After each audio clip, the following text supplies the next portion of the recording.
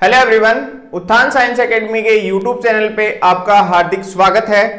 Last lecture में अपन ने बात की थी मोल कॉन्सेप्ट के बारे में। मोल होता क्या है, कैसे अपन मोल्स को फाइंड करते हैं, उसमें कुछ टर्मिनोलॉजीज अपन ने यूज की थी, जैसे एटॉमिक वेट है, मॉलिक्यूलर वेट है या वॉल्यूम है। उन्हीं के डेफिनेशंस की आज अपन बात करेंगे कि उनको डिफाइन कैसे करते हैं। तो सबसे पहले अपन बात करते हैं एटॉमिक वेट या परमाणु भार क्या होता है। तो परमाणु भार क्या होता है तुम्हारे पास में, जो कार्बन 12 है उसका आइसोटोप का जो वेट है, एक परमाणु को भार अपन ने कितना देखा था 1992 इंटू 10⁻⁻23 ग्राम होता है।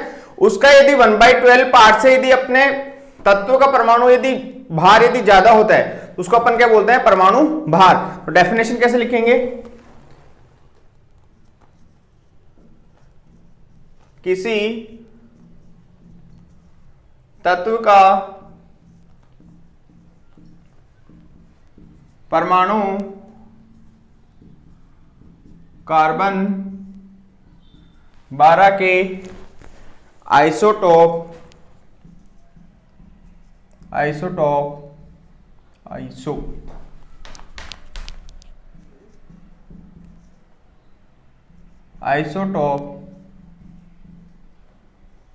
कार्बन 12 के कार्बन 12 आइसोटोप के एक परमाणु भार का 1/12 भाग किसी तत्व का परमाणु कार्बन 12 के आइसोटोप के एक परमाणु भार का 1/12 भाग से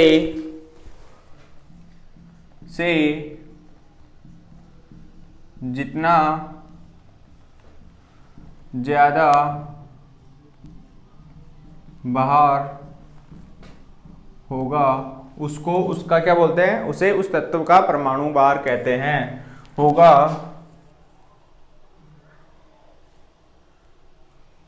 उसे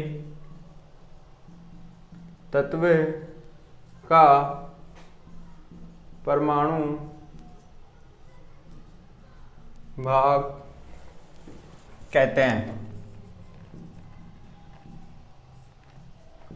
कहने का मीन्स क्या है तुम्हारे पास में, किसी भी एटम का यदि अपन एटॉमिक वेट की बात करेंगे तो अपन बोल सकते हैं यदि उसके एक परमाणु का भार, किसी भी तत्व के एक परमाणु का भार यदि कार्बन 12 के आइसोटोप के एक परमाणु के भार का 1/12 भाग से यदि ज्यादा होता है, किससे 1/12 भाग से यदि वो ज्यादा होता है तो उस कंडीशन में उसको अपन क्या बोलते हैं, एटॉमिक वेट। अपन ने कल बात की थी, देखो कैसे आता है,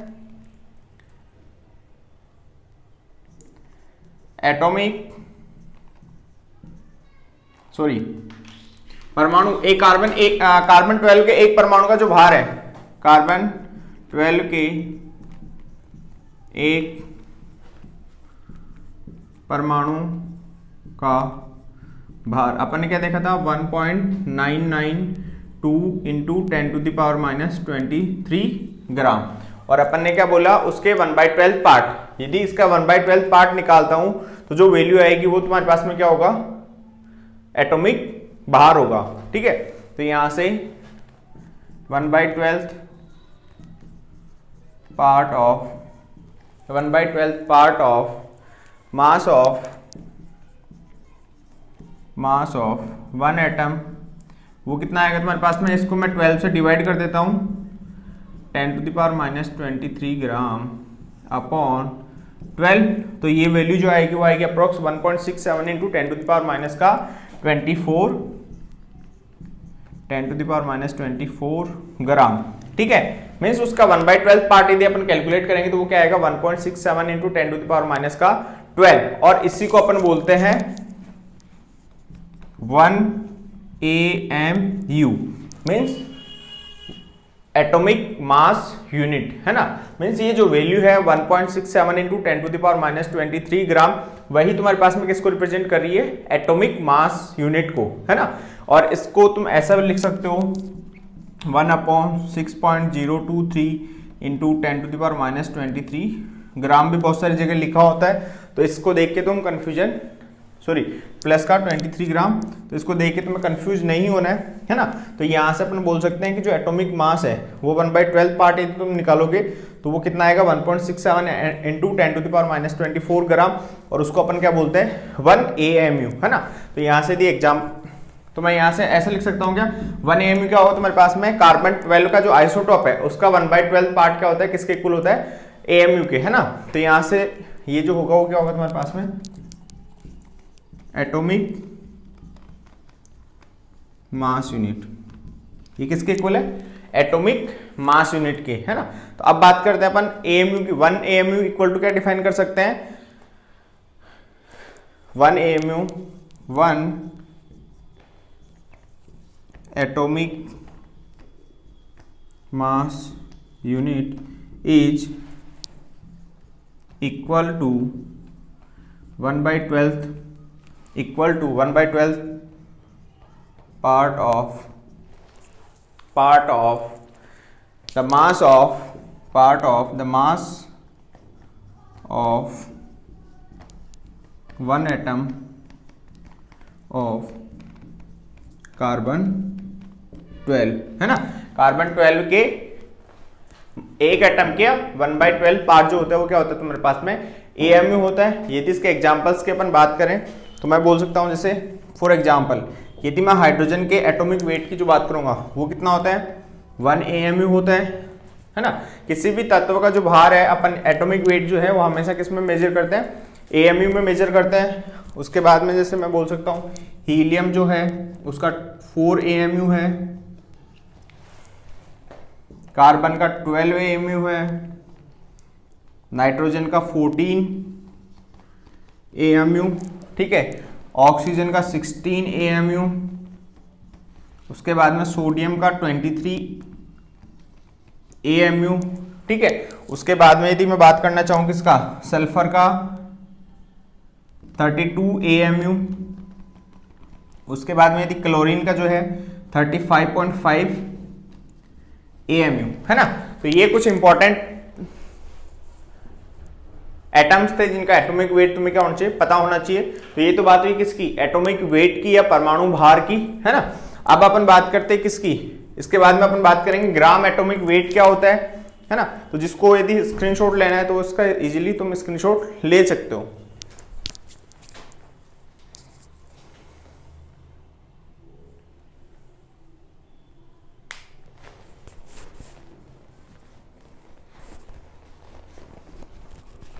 तो लिखो नेक्स्ट पॉइंट जो होगा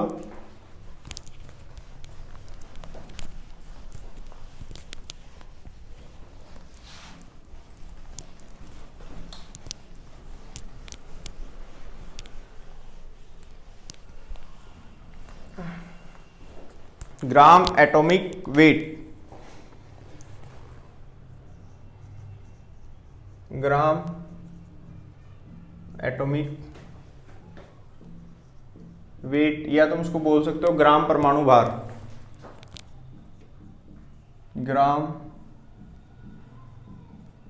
परमाणु भार। अब देखो ग्राम परमाणु भार क्या होता है, एटॉमिक वेट की अपन ने डेफिनेशन देखी। यदि एटॉमिक वेट को परमाणु भार को यदि अपन किस में मेजर करते हैं ग्राम में, तो वो क्या हो जाएगा तुम्हारे पास में ग्राम एटॉमिक वेट। तो यहां से ऐसे लिख सकते हैं कि डेफिनेशन, जब किसी तत्व के परमाणु भार को ग्राम में मापा जाता है या व्यक्त किया जाता है उसी को अपन क्या बोलते हैं, ग्राम परमाणु भार। जब किसी तत्व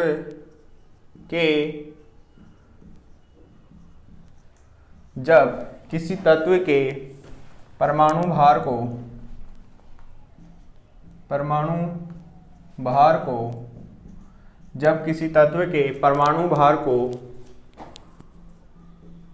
ग्राम में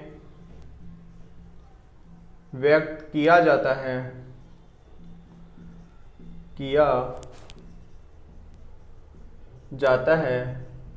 तो उसे क्या बोलते हैं अपन, ग्राम परमाणु भार व्यक्त किया जाता है तो उसे ग्राम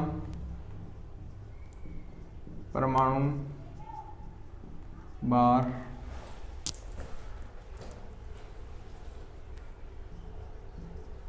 कहा जाता है। तो उसको अपन क्या बोल देते हैं, ग्राम एटॉमिक वेट, है ना। तो या तुम उसको ग्राम मोल भी बोल सकते हो, है ना, ग्राम परमाणु भी बोल सकते हो। अब देखो ग्राम एटॉमिक वेट जो है, ग्राम एटॉमिक वेट जो है वो इक्वल होता है तुम्हारे पास में किसके पास में, mass of 1 gram atom, mass of 1 gram atom, या तुम उसको बोल सकते हो mass of 1 mole atom, mass of 1 mole atom. और 1 मोल कल अपन ने क्या बात की थी, 1 मोल जो है वो इक्वल होता है किसके, एवोगैड्रो नंबर के। तो यहां से बोल सकते हो mass of Na atoms, mass of Na atoms. और इसको क्या बोला जा सकता है, Na किसके इक्वल था, 6.023 into 10 to the power 23 atoms के, mass of 6.023 10 to the power -23 atoms, है ना। तो ये हुआ तुम्हारे पास में किसकी बात, ग्राम एटॉमिक वेट। और एटॉमिक वेट में ज्यादा डिफरेंस नहीं है, ओनली इतना डिफरेंस है कि जो एटॉमिक वेट है उसको अपन एएमए में मेजर करते हैं, और यदि उसी को अपन ग्राम में मेजर कर लेंगे या व्यक्त करेंगे, रिप्रेजेंट करेंगे, तो उसको अपन क्या बोल देते हैं, ग्राम एटॉमिक वेट, है ना। इसके बाद में अपन बात करते हैं मॉलिक्यूलर वेट क्या होता है तुम्हारे पास में। ये सेकंड डेफिनेशन दी, थर्ड जो होगी वो क्या होगी, मॉलिक्यूलर, है ना, वेट, या उसको अपन बोल सकते हैं अणुभार। अब देखो अणुभार और परमाणु भार में क्या डिफरेंस है। अणुभार की, यदि परमाणु भार की बात करते हैं तो ओनली सिंगल एटम की बात करेंगे, और परमाणु भार की बात करेंगे तो अपन किसी भी मॉलिक्यूल की, या अपन बोल सकते हैं किसी भी कंपाउंड की बात करेंगे, है ना। तो सेम डिफरेंस, ज्यादा कुछ है नहीं, ओनली जहां पे एटॉमिक वेट की जो डेफिनेशन थी उसमें अपन ने जो परमाणु यूज किया था वहां पे अपन क्या यूज कर लेंगे, उस तत्व के यौगिक के बारे में बात कर लेंगे, है ना। तो डेफिनेशन कैसे लिखेंगे कि जब किसी तत्व के, है ना, जब किसी तत्व के एक यौगिक, जब किसी तत्व का एक यौगिक कार्बन 12 के आइसोटॉप का एक परमाणु भार का 1/12 पार्ट से यदि वो ज्यादा है, या जितना ज्यादा भार है उसका, वही तुम्हारे पास में क्या होता है, अणुभार होता है ना। जब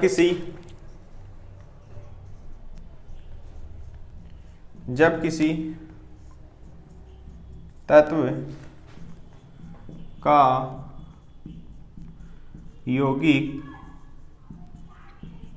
कार्बन, जब किसी तत्व का यौगिक कार्बन 12 आइसोटोप,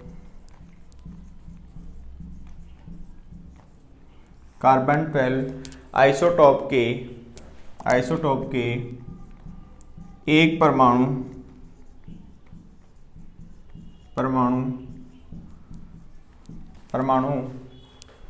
भार के,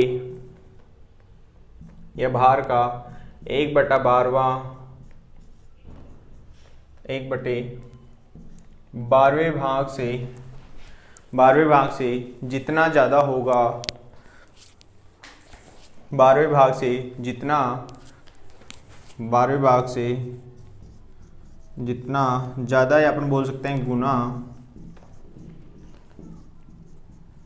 भारी होगा, जितना गुना भारी होगा वही उसका अणुभार होगा, है ना। अणुभार क्या होता है तुम्हारे पास में, अणुभार होगा। मैंने क्या बोला कि किसी तत्व का एक यौगिक कार्बन 12 के आइसोटोप के एक परमाणु का कितना, 1/12वें भाग से जितना गुना भारी होगा वही उसका क्या होगा तुम्हारे पास में, अणुभार होगा, है ना। जैसे H2O की बात करते हैं, H2O एक कंपाउंड है ना। तो इसका जो वेट होता है वो कितना होता है तुम्हारे पास में, हाइड्रोजन का 2 है, ऑक्सीजन का कितना 16, तो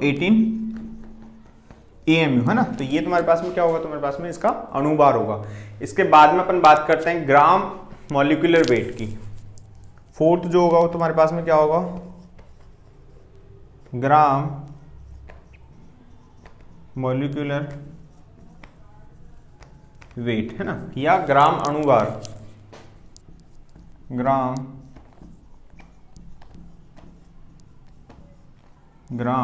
अणुभार, है ना। अब ग्राम अणुभार और अणुभार में क्या डिफरेंस है, वही है। यदि मैं इसको किस में मेजर कर रहा हूं, अणुभार को यदि ग्राम में व्यक्त कर रहा हूं तो वो तुम्हारे पास में क्या हो जाएगा, उस तत्व का ग्राम अणुभार हो जाएगा ना। तो यहां से ऐसे लिख सकते हैं क्या, जब किसी तत्व का अणुभार, जब किसी तत्व का अणुभार ग्राम में व्यक्त किया जाता है तो वह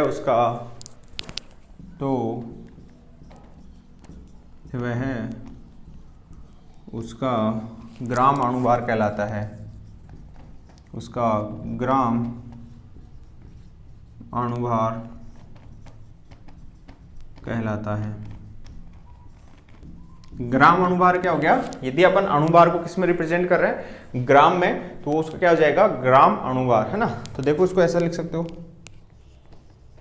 ग्राम मॉलिक्यूलर मास जो होता है वो होगा 1 मोल, किसके इक्वल होगा, mass of 1 gram molecule, mass of 1 gram molecule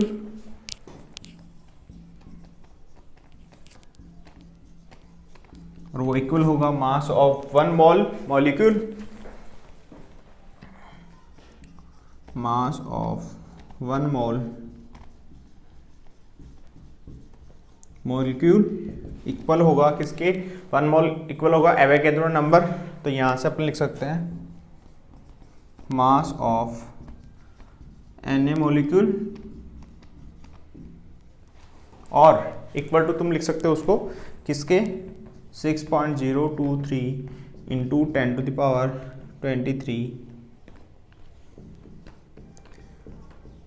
molecules, sorry mass of, है ना, 6.023 इंटू 10⁻23 मॉलिक्यूल्स।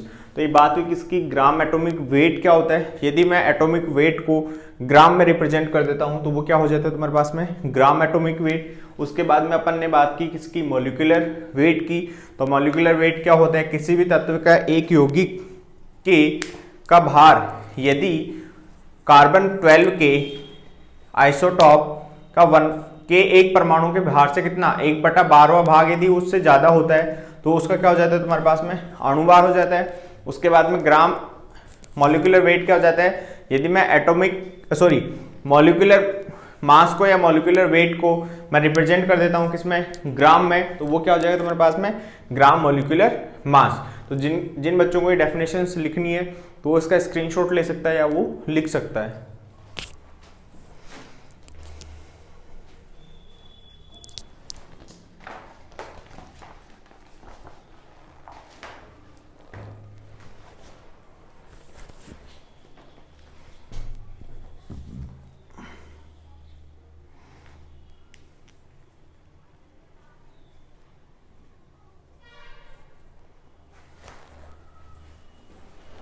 उसके बाद में देखते हैं नेक्स्ट,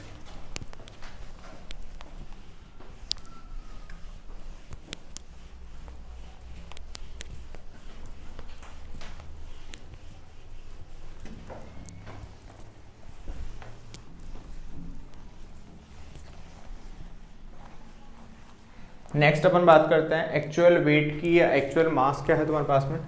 सॉरी कितने हो गए थे, 4 5 नंबर का जो है वो है तुम्हारे पास में एक्चुअल मास, है ना। एक्चुअल मास क्या होता है तुम्हारे पास में, किसी भी एटम या मॉलिक्यूल के एक एटम या एक मॉलिक्यूल का जो मास होता है उसको अपन क्या बोलते हैं, उसको बोला जाता है एक्चुअल मास। तो यहां से अपन ऐसा लिख सकते हैं कि द मास ऑफ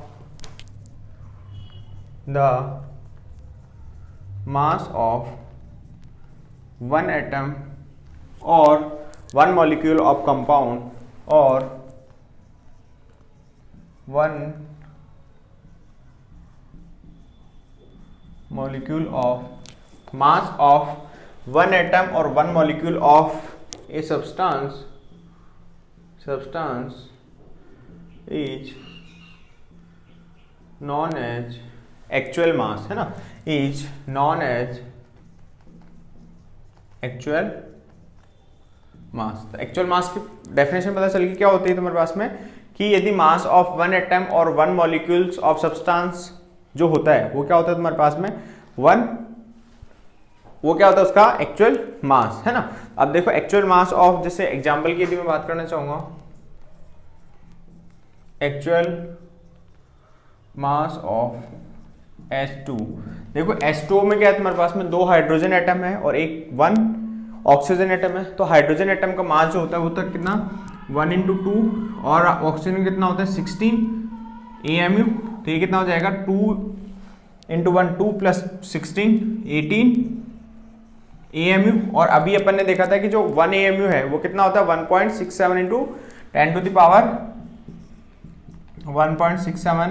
10⁻⁻⁻⁴ ग्राम। तो ये जो है वो क्या है तुम्हारे पास में उसका एक्चुअल मास है, किसका, पानी का या H2O का। तो एक्चुअल मास क्या होता है, मास ऑफ वन एटम और one molecule of a substance, है ना। तो ये मॉलिक्यूल हो गया, तो ये तुम्हारे पास में इसका क्या क्या एक्चुअल मास। इसके बाद में यदि मैं बात करना चाहूंगा किसकी, नेक्स्ट यदि मैं बात करूं 6 नंबर, एटोमिसिटी। एटोमिसिटी बहुत सारी जगह तुम्हें काम आएगी। मोस्टली जो यूज आती है तुम्हारे पास में मॉलिक्यूलर वेट निकालने में काम आती है कि नंबर ऑफ एटम्स कितने, है ना। एटोमिसिटी क्या बताती है, किसी भी कंपाउंड या एटम में नंबर ऑफ एटम्स, है ना। तो total number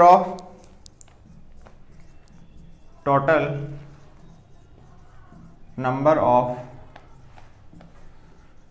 atoms in a substance, total number of atoms in a substance और मॉलिक्यूल, है ना। Total number of atoms in a molecule of elementary substance, molecule of elementary substance is known as atomicity.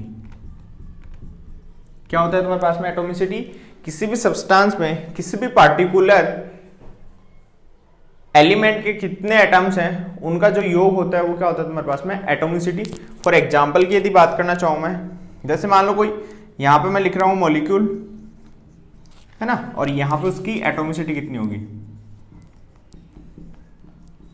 जैसे कहीं लिखा है hydrogen H2 है, अब यहाँ पे देखो हाइड्रोजन के कितने एटम्स प्रेजेंट है 2, तो यहाँ पे उसकी एटोमिसिटी क्या होगी 2, बिकॉज अपन ने डेफिनेशन क्या लिखी, टोटल नंबर ऑफ एटम्स उसमें कितने हैं। जैसे O2 की बात कर रहा हूँ तो कितनी होगी, एटोमिसिटी 2 होगी, बिकॉज ऑक्सीजन के कितने एटम्स प्रेजेंट है यहाँ पे 2। यदि मैं बात करूँ H2O, है ना, तो देखो H2O किन किन से मिलकर बना है, हाइड्रोजन और ऑक्सीजन से। अब यहाँ पे हाइड्रोजन के कितने एटम है 2 और ऑक्सीजन के कितना एटम है 1, है ना। तो एटोमिसिटी यहाँ पे कितनी हो जाएगी इसकी H2O की 3 हो जाएगी तुम्हारे पास में। सिमिलरली यदि मैं बात करना चाहूँ किसकी, NH3 अमोनिया किससे मिलकर बना है, नाइट्रोजन से और हाइड्रोजन से। और यहाँ पे हाइड्रोजन के तो कितने एटम है 3 है और नाइट्रोजन का कितना एटम है 1, तो यहाँ से कितना हो जाएगा 3 + 1 कितना हो जाएगा 4, तो यहाँ पे इसकी एटोमिसिटी कितनी आ जाएगी 4। जैसे और भी एग्जांपल ले सकते हैं अपन H2SO4, है ना, H2SO4 सल्फ्यूरिक एसिड। तो यहाँ पे सल्फ्यूरिक एसिड जो है वो किस किस से मिलकर बना है, हाइड्रोजन, सल्फर एटम और ऑक्सीजन के एटम। यहाँ पे ऑक्सीजन के 4 एटम्स हैं, सल्फर का 1 एटम है और हाइड्रोजन के कितने 2। तो टोटल नंबर ऑफ एटम्स कितने हो गए 4 और 5 + 2 कितना हो जाएगा 7। तो इसकी एटोमिसिटी कितनी आएगी तुम्हारे पास में 7। तो एटोमिसिटी में सिंपल सा क्या बताता है कि उसमें टोटल कितने एटम्स प्रेजेंट है या उनका टोटल एटम्स का जो योग है वो कितना होगा, वही क्या होगा तुम्हारे पास में उस एटम मॉलिक्यूल की एटोमिसिटी होगी, है ना। तो ये बात होगी किसकी, एटोमिसिटी की। तो लिख लो जिसको लिखना है या स्क्रीनशॉट ले सकते हो उसका।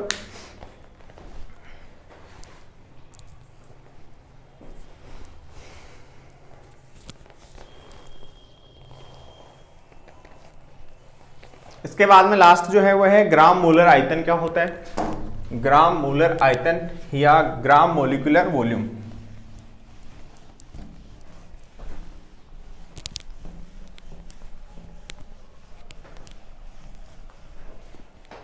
नेक्स्ट अपन बात करते हैं ग्राम मोलर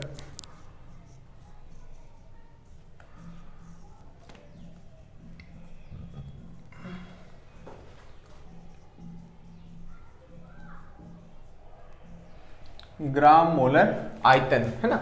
अब ग्राम मोलर आयतन को अपन डिफाइन करते हैं कि कोई किसी भी गैस का वन मोल जो है, किसी भी गैस का 1 मोल एसटीपी पे कितना आयतन घेर रहा है या वो कितना वॉल्यूम कंटेन कर रहा है, उसी को अपन क्या बोलते हैं, उसका ग्राम मोलिकुलर वॉल्यूम, है ना।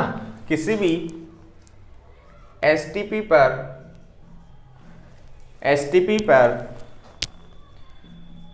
किसी भी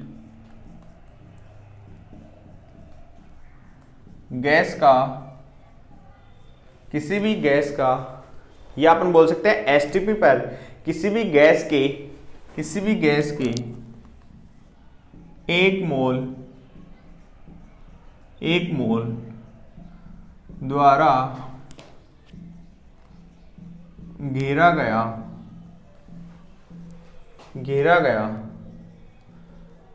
आयतन ग्राम मोलर आयतन कहलाता है। किसी भी गैस के 1 मोल द्वारा घेरा गया आयतन, उसका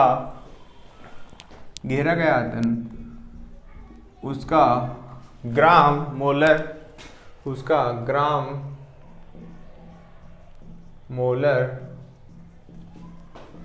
आयतन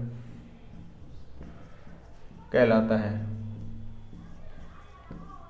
ठीक है, ग्राम मोलर आयतन क्या होता है, एनटीपी या एसटीपी पे किसी भी गैस के 1 मोल द्वारा घेरा गया जो आयतन है वो क्या होता है तुम्हारे पास में, ग्राम मोलर आयतन। और जो ग्राम मोलर आयतन है उसका जो वैल्यू होती है वो होती है कितनी, 22.4 ग्राम। तो ग्राम मोलर आयतन जो होगा वो होता है कितना, 22.4 लीटर। और तुम इसको ऐसा भी लिख सकते हो, 1 मोल जो है वो किसके इक्वल होता है, 22.4 लीटर के इक्वल होता है। कहां पे, एट एनटीपी और एसटीपी पे, है ना, नॉर्मल टेम्परेचर और प्रेशर पे, या अपन बोल सकते हैं स्टैंडर्ड टेम्परेचर एंड प्रेशर पे, है ना। तो ये बात होगी किसी ग्राम मोलर आयतन की। तो ये कुछ इंपॉर्टेंट डेफिनेशंस थी जो तुम्हें याद होनी चाहिए। ट्राई करो लॉजिकली इनको याद करने की। जैसे एटॉमिक वेट है तो वो किसके बारे में बात कर रहा है, उसके एटॉमिक मीन्स एक एटम के लिए भार के बारे में बात कर रहा है ना। यदि अणु भार की बात कर रहे हैं तो किसके, एक यौगिक के या एक तत्व के अणु के भार के बारे में बात कर रहे हैं। ग्राम में तो क्या होता है, ग्राम एटॉमिक वेट क्या होता है, यदि अपन एटॉमिक वेट को ग्राम में मेजर कर रहे हैं या उसको व्यक्त कर रहे हैं, है ना।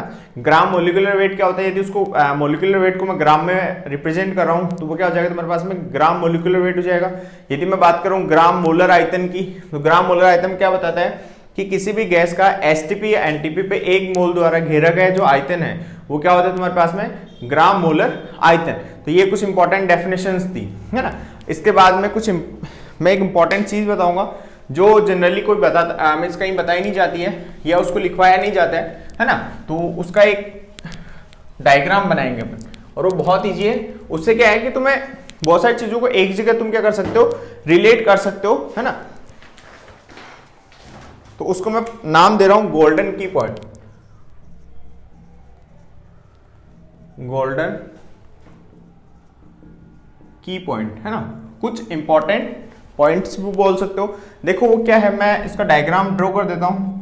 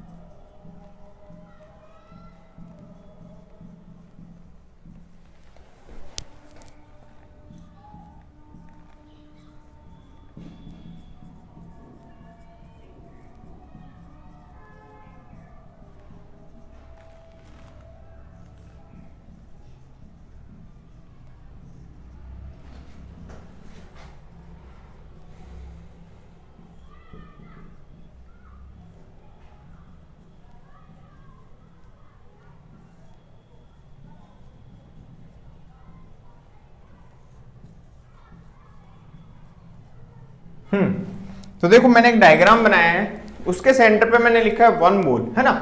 अब देखो बहुत सारे बच्चों को ये कंफ्यूजन होता है कि 1 मोल को यदि वॉल्यूम में है वो क्या होगा, यदि नंबर ऑफ पार्टिकल्स के टर्म में मेरे को याद करना है तो वो क्या होगा, और मास के टर्म में याद करना है तो मेरे को क्या होगा, है ना। इसके लिए मैंने डायग्रामेटिकली इसको समझाने की कोशिश की है तुम्हें, और क्योंकि बच्चों को क्या होता है कि यदि अपन किसी भी चीज को, जैसे मूवी देखते हैं तो बहुत सारी चीज अपन को एज इट इज अपन उसकी स्टोरी बता सकते हैं, है ना। तो क्या है कि विजुअलाइजेशन करना चाहिए तुम्हें। तो यहां से मैंने क्या किया, 1 मोल को यदि मैं बात करना चाहूंगा किसकी, सबसे पहले अपन बात करते हैं, अपन ने देखा था पार्टिकल्स की फॉर्म में, है ना। तो जो 1 मोल है वो पार्टिकल्स की फॉर्म में, मैंने उसको एक अलग से बॉक्स बनाया और उसमें क्या लिखा 6.023 into 10 to the power 23 particles, है ना। और या एंटिटीज तुम बोल सकते हो 23 एंटिटीज और पार्टिकल्स। यहाँ पे पार्टिकल्स की बात है तो वो एटम हो सकते हैं, मॉलिक्यूल हो सकते हैं, आयन हो सकते हैं, प्रोटॉन, न्यूट्रॉन और इलेक्ट्रॉन। तो यदि कोई भी तुम्हें पूछता है क्या 1 मोल को पार्टिकल्स की फॉर्म में क्या लिख सकते हो, 6.023 into 10 to the power 23 particles और Na पार्टिकल्स, है ना। क्योंकि ये कल अपन ने देखा था, तो ये तो बात होगी किसकी, इन टर्म्स ऑफ पार्टिकल्स। यदि कोई तुमसे पूछता है कि इन टर्म्स ऑफ वॉल्यूम बताओ 1 मोल किसके इक्वल होगा, तो वो यहां से क्या तुम बोल सकते हो कि 22.4 लीटर गैस, है ना, 8 एनटीपी और एसटीपी। तो यहां से सिंपल सा बोल सकते हैं कि 1 मोल किसके इक्वल होता है, वॉल्यूम के टर्म में किसके इक्वल होता है, 22.4 लीटर ऑफ गैस। यदि वो कोई पूछता है कि 1 मोल को तुम मास के टर्म में क्या लिखोगे, तो तुम उसको क्या क्या लिख सकते हो, 1 ग्राम एटम लिख सकते हो, 1 ग्राम मॉलिक्यूल लिख सकते हो और 1 ग्राम आयन लिख सकते हैं। इसके बारे में अपन ने कल बहुत सारी एक टोटल लेक्चर बनाया था, बट आज वाले में मैंने उसको थोड़ा सा सिंप्लीफाई में और शॉर्ट नोट्स के टाइम में मैंने उसको रिप्रेजेंट करने की कोशिश की है। तो 1 मोल क्या हो जाएगा, पार्टिकल्स की फॉर्म में यदि पूछा तो ये याद होना चाहिए, मोल्स वॉल्यूम के फॉर्म में अपन ये बोल सकते हैं और मास के फॉर्म में उसको अपन ये बोल सकते हैं ना। तो थैंक यू, धन्यवाद। जिन बच्चों को समझ में आ रहा है वो बच्चे लाइक करना एंड शेयर करना ना भूले। थैंक यू, धन्यवाद।